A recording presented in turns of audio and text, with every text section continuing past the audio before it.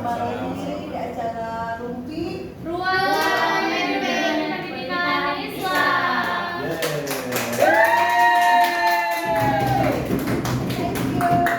Oke, lanjut ke grup selanjutnya. Setelah kemarin kita membahas beberapa artikel, saat ini juga kita akan lanjutkan dengan judul artikel yang berbeda ya. Siapa dulu yang akan menjelaskan, and then jelaskan dulu artikel atau mau perkenalan dulu? Perkenalan dulu. Soalnya kan tak kenal maka tak aruf. Iya, nama kata Kalau sudah ta'aruf pasti saling menyayangi. apa bang? Bismillahirrahmanirrahim. Assalamualaikum warahmatullahi wabarakatuh. Waalaikumsalam. Perkenalkan, kami dari kelompok 7. Saya sendiri Muhammad Jami bin Mufti dan ditemani dengan rekan saya Isma Febrianti. Insya Allah kita akan mendiskusikan tentang kurikulum development management of Islamic education in the Internet of Things era. Nah, untuk selanjutnya di sini kita akan melihat terlebih dahulu apa yang akan dibahas di sini di abstraknya. Bagus tuh judulnya. Tinggal kalian jelaskan karena pasti ini tentang era internet di zaman sekarang namanya yang serba digital. Yang akan menjelaskan ini dulu. Aku dulu kalian. Kan siapa orang Isma, sekarang? udah Isma Febrianti ya. Nah, saya tadi mengetahui lebih umum. Saya selalu diingat. Isma itu artinya mendengarnya. Jadi tentang apa nih artikelnya? Jadi artikel ini tentang manajemen pengembangan kurikulum pendidikan Islam di era internet. Ya, di era internet. Jadi di artikel ini menjelaskan tentang pendidikan Islam harus mengalami transisi yang mendalam agar dapat efektif menghadapi dinamika global pada abad ke-21. Transisi gimana maksudnya? Maksudnya Bu gini, jadi diulang ya Bu ya. Jadi manajemen pengembangan kurikulum pendidikan Islam ini, pendidikan Islam itu harus mengalami pengembangan dalam agar dapat menghadapi era dinamika global pada abad ke-21. Khususnya di bidang manajemen kurikulum, dan lalu artikel ini juga memberikan evaluasi yang komprehensif terhadap strategi yang digunakan dalam mengelola kurikulum pendidikan Islam pada saat ini. Dan juga pada penelitian dari artikel ini menggunakan metodologi yang berfokus pada analisis literasi dan juga melakukan pemeriksaan menyeluruh terhadap buku-buku dan juga melalui analisa kerangka kerja dan prinsip-prinsip dasar. Dan juga Bu, temuan dalam artikel ini juga menunjukkan bahwasannya ada kebutuhan untuk meningkatkan pengelolaan kurikulum pada teknologi pada zaman sekarang. Dan kendala kamu pakai teknologi juga nggak? Pas bikin kurikulum, bikin silabus, Iya. bikin kalau sekolah mau modul aja Iya. pakai bantuan teknologi Iya. juga. Iya, Bu. RPS. Tuntutan zaman. Iya Bu, karena kalau misalkan kita ini kan tertinggal juga ya Bu. Jadi nanti yang lain udah cepat, Iya. kalian masih lambat gitu Iya. ya. Karena mau bantu cepat ya. Makanya sekarang guru-guru juga bikin model ajar ya, modul ajar tuh dengan bisa bantuan AI juga. Iya. Dan juga Eranya itu ibu udah bukan internet of human, jadi bukan manusia klik langsung ke internet, tapi udah yang itu di judul itu tentang IoT itu Internet of Things. Jadi Nah bagaimana itu jadi internet of things itu gimana? Internet of Things itu antara sebenarnya lebih condong ke sarana dan prasarananya. Nah seperti misalkan dalam Pas gitu ya. Ya. Contoh misalkan nanti kita putar sedikit video di Cina, bagaimana Internet of Things itu digunakan dalam sekolah, diaplikasikan di sebuah pendidikan. Jadi Internet of Things itu lebih condong ke sarana prasarana dilibatkan dengan sensor. Semisal misalkan kalau emak saya nih, mama saya udah melibatkan para pemirsa. Jadi ketika mencari di YouTube, jarang diketik emak saya tuh, udah pakai voice, klik tolong mencarikan memasak, misalnya udang, di YouTube tuh langsung, nah itu sensor suara. Nah, Bahkan bisa ngedenger kalau kita lagi ngomongin apa langsung iklannya tentang itu. Padahal saya kemarin cuma ngomongin, iya tahu nggak sendal tuh kayaknya udah kekecilan, udah jelek, langsung iklan sendal. Iya. Nah, kayak gitu. Ya udah tuntutan zamannya udah digitalisasi sekarang, eranya udah internet. Sebenarnya yang fokuskan di sini itu ya karena dilihat dari studi kasusnya itu Indonesia itu masih ketinggalan di zaman sekarang. Saya kemarin hari apa ya minggu lalu kok nggak salah, ketemu sama profesor dari UNM Universitas Negeri Makassar, dia diskusi gitu kan. Kemudian memang ternyata banyak juga masih di Indonesia. Kenapa tadi kadang kita tuh kalau lihat survei Indonesia kadang kok bukan kadang ya Indonesia kok kelihatannya masih tertinggal dengan negara tetangga gitu. Ternyata masih banyak juga ya kalau kita ke sekolah-sekolah di daerah masih banyak sekolah yang kayaknya tuh belum mau atau masih pendidikan dengan teknologi. Jadi masih banyak yang sekolah tuh ketakutan nggak mau ngasih, nggak tahu belum mau, nggak tahu gimana. Jadi ke anak-anak sekolahnya tuh ya nggak mau aja pakai teknologi di sekolah tuh. Tapi saya belum pernah menemukan sih, cuman si profesor itu bilang survei ke beberapa sekolah masih ada yang itu di kita itu. Terutama untuk lembaga swasta Ya. yang kurang dari segi anggaran. Ya, mereka masih manual, bahkan whiteboardnya aja, ya, papan tulisnya aja masih papan tulis hitam. Sebetulnya kalau dari sisi itu mungkin kena naon ya, cuman mengenalkan ke anak maka harus. Cuman ini mah masalah sih sekolahnya tuh nggak mau gitu kayak menolak ya? jadi maksudnya menolak penggunaan teknologi di sekolah gitu loh maksudnya. Jadi karena teknologinya banyak negatifnya, karena anak itu kalau misalkan pakai banyak negatif, jadi selalu ada yang baru negatif atau ketakutan barunya. Jadi nggak tahu tak banyak orang ternyata di kita tuh bisa masih yang belum terbuka pikiran terhadap teknologi, jadi masih jadi nggak mau aja gitu di sekolahnya pakai itu tuh gitu. Ya, PR mungkin ya, PR Menteri Pendidikan ya. Misalkan kita guru-gurunya mah pengen mengenalkan efek kepala yayasan, nggak mau, nggak usah dikenalkan ke anak, bahaya kan gitu. Iya. Gimana? Seperti itu. Padahal kan Sebenarnya ya internet itu kan tergantung si pemakai. terus kita kan bagaimana mengontrol gitu Iya. kan, bagaimana memberi pengertian ke anak kan gitu. Bisa berefek positif bisa berefek negatif tergantung pemakai. Tapi kalau sampai menolak, menutup mata, tidak mau mengikuti kan kayaknya gimana ya, malah masih banyak tertinggal. Meskipun kayak gini saya pernah misalnya ke suatu sekolah itu nggak ada tuh smart TV, nggak ada TV, masih pakai whiteboard gitu atau gitu. Tapi kan mengenalkan mah nggak apa-apa kan, kayak misalnya kayak apa yang masih tahu bahwa ini caranya itu kalau di internet pakai gini, ini yang nggak boleh, ini yang boleh kalau ada pakai internet, tetap mengenalkan. Karena di sini yang di itu ketika penemuan kurikulum itu kata ada ini siapa yang penemuan itu Jadi internet Tentang, things istilahnya itu ya. ada Zainal Abidin Badri itu dalam apa namanya tentang bagaimana mengembangkan kurikulum Islami, pendidikan Islami.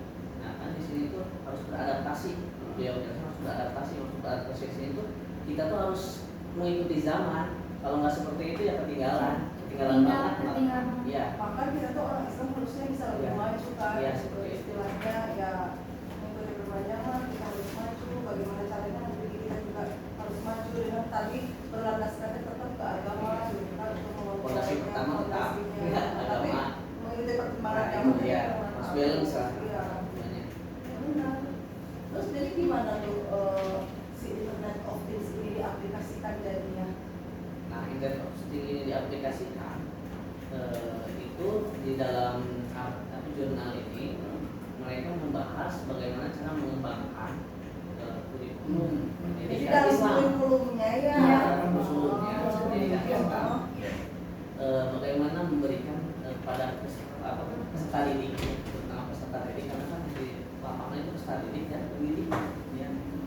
Bagaimana caranya mereka menggunakan fasilitas-fasilitas yang berbasis teknologi, misalkan dari misalkan whiteboard seperti nanti dilihat ya, beberapa menit lah, boleh ya, jadi Mau di Indonesia nggak ada di sini. Jadi di Cina itu kelasnya itu udah berbasis teknologi. Vision kok. Jadi udah smart Iya, class. smart class.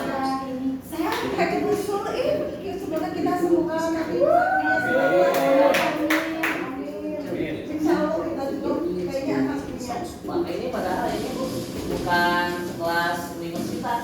Ini junior dan senior high school. Ya. Wah, ini sponsor ya, sponsor. Ini berbasis teknologi seperti ini. Iya, jadi udah smart class semuanya ya. Ya.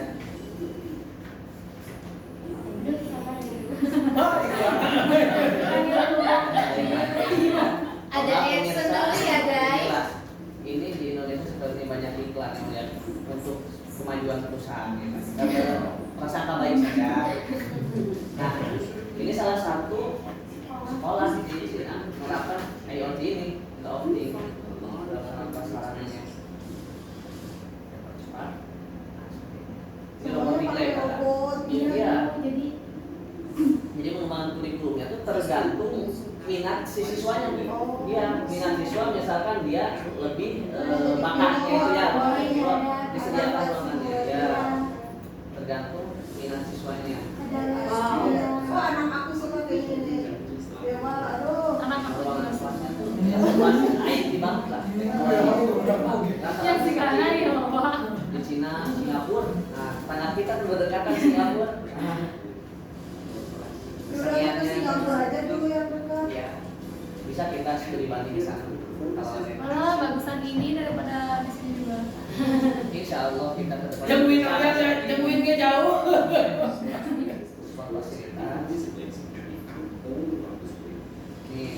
Ini ruangan kelasnya Bu, yang berbasiskan saya di whiteboardnya itu tengah-tengah sudah smart TV seperti ini kan, dan kanan kiri itu ya whiteboardnya itu yang sudah touchscreen.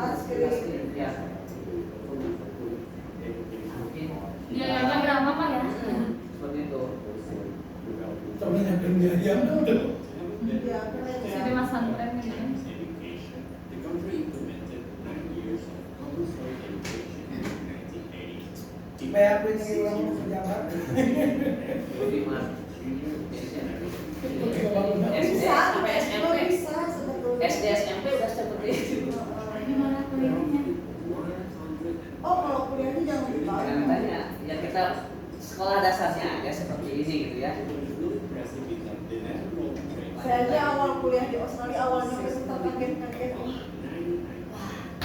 Dunia lain. Dunia lain. Tapi kan tidak untuk dibandingkan, Iya. tapi lebih ke untuk oh ya inspirasi ke depannya Iya. suka. Iya belum bahan pelajaran Ya, ya. pelajaran. Depannya, nah seperti itu.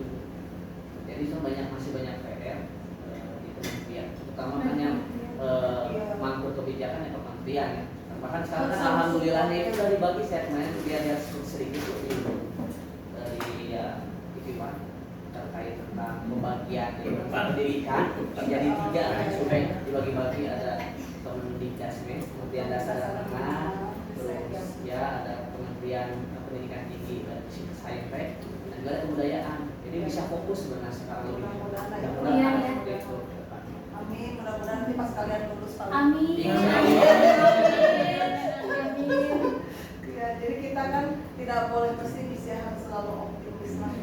Kan saya juga kadang gitu ya, tapi kita harus optimis lah. Semoga ini juga kan sudah banyak perubahan sebetulnya kalau dari segi teknologi gitu. Sarana prasarana sebetulnya kalau untuk sama-sama sudah oke. Kalau saya kan ngajar di S1 itu kalau buku baru sudah model kayak tadi tuh Iya. TV di tengah Iya. kan kayak gitu. Sudah mulai sedikit-sedikit dari e-library sudah mulai, tapi tetap harus terus Bertahap. lagi. Makanya harus terus optimistis ya.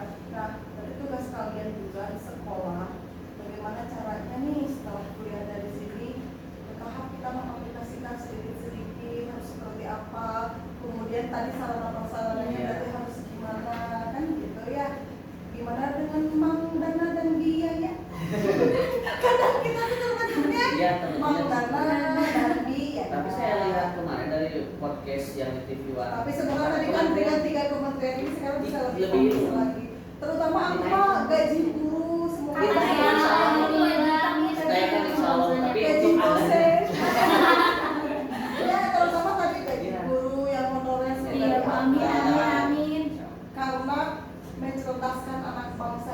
kan istilahnya, Sudah masa bukan. gini yang dia istilahnya bukan konten ya, yang dia bukan merusak generasi bangsa. Maksudnya gini, ada segelintir orang yang kerjanya begitu tapi bisa ratusan juta guru benar-benar menjelaskan kadang kurang penghargaan misalnya atau kurang dihargai, tapi semoga ke depan benar tadi kita harus optimis, mudah-mudahan terutama guru yang memang mencerdaskan bangsa ini kan Ya, saya alhamdulillah bersyukur bisa sekali naik kesejahteraan. Amin. ketika yaitu Prof. Kiai Haji Abdul Muti. Abdul Muti Ya, yang Abdul Muti, Kemenristek ya. ya. Jadi beliau ada ingin dikaji ulang tentang kurikulum sekarang karena kompatibel dengan zaman sekarang. Iya. Karena kan di Indonesia itu demografisnya itu masih ada yang tertinggal internetnya. Bahkan jangan Apalagi jangan di daerah teknologinya 3T, di daerah 3T itu yang tertinggal, Iya. terluar, ternaon itu teh. Terdalam. Ya, itu yang 3T itu apalagi itu, aduh, Tertinggal suka sekali. sedih. Iya. kita yang tinggal di kota mungkin Kadang ke sekolah kan pernah lihat jadi kudu naik Iya. lapangan, Iya, iya.